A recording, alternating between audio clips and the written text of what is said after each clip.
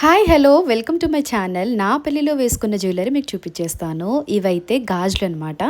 So green గాజులు ముందు వేసుకున్నాను కదా, అవి నక్షీ డిజైన్తో ఇలా లాక్ అండ్ లాక్ తోటి ఉన్నాయి. సెకండ్ వచ్చేసి షార్ట్ నెక్లెస్, ఇది కూడా నక్షీ డిజైన్లో వచ్చింది. అండ్ చాన్ బాలిస్, దీని ఇయర్ రింగ్స్ వచ్చేసి కింద రైస్ పర్ల్స్ వచ్చేసి ఉన్నాయన్నమాట. ఇది ఒక్క హారం వేసుకుంటే ఓవరాల్ లుక్ అంతా మారిపోతుంది, అంత బాగుంది ఈ హారం.